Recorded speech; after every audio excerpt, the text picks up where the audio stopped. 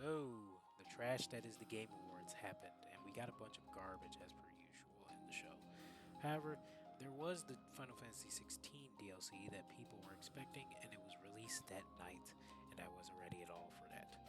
Now, I'm not the biggest fan of this game, as it has too many cutscenes and easy fights for an action game. By the way, it's still not an RPG, and I stand by that goddamn statement. But let's see how this DLC turned out. So off the bat, you have to have gotten to the point where you're about to face the final boss, which bothered me as I had a hard playthrough, unfinished by the way, but I could use any of the abilities on that particular save.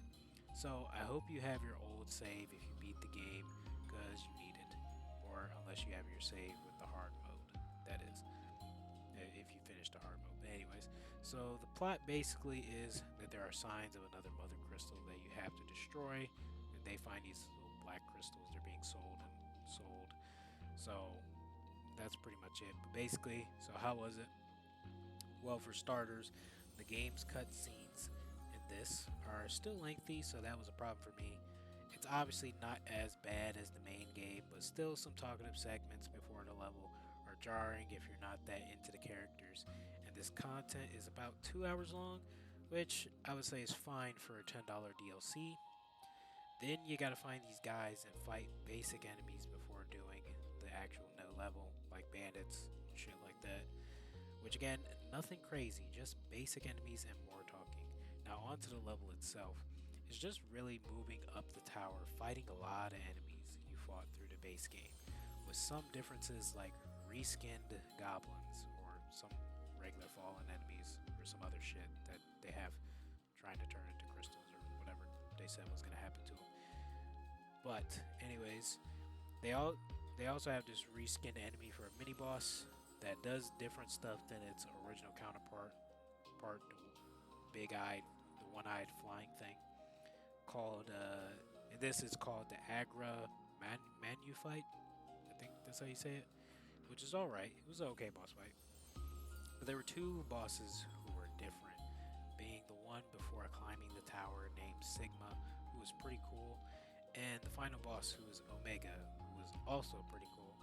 And you know, they were okay fights though, as game still relies on the same strategy, and that is having your stagger moves to bring down the stagger meter, and have your heavy hitters ready for when that enemy is staggered. So you're still spamming your skills, your heavy hitting skills constantly.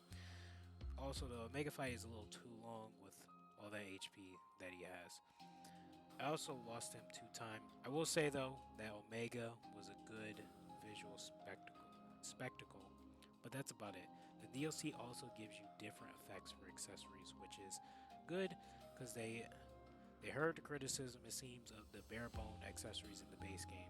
For example, you got the assailment bit, makes you get a damage multiplier up to 200%, which is good because these bosses got a lot of HP, and now you can do even more damage.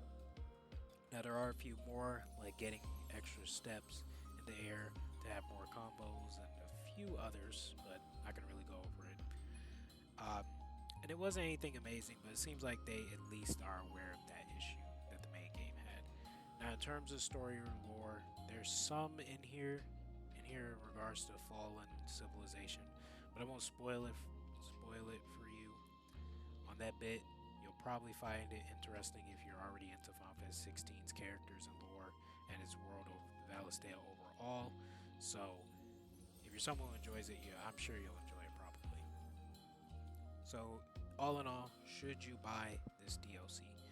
So, I would say, personally, unless you are a big fan of this world and its characters and everything, like I just said, then yes, you should buy it, even though if it's just 2 hours. You should enjoy it. You should also be excited for the next DLC pack, which is the some with Leviathan, and someone like me who was, thought the game was okay, or just not a, or didn't like it, not a big fan, hoping it would change your mind about the game. I would say skip it, or wait for a sale, or just see how the rest of the DLC pack turns out. But that's about it for my review on this game. So yeah, in the comment section below, let me know what you think. If you've already liked it or not. Let me know what you think. And yeah, I'll catch you later with more stuff on other stuff like Grand Blue or other RPGs and stuff like that. So yeah, I'll catch you later. Peace.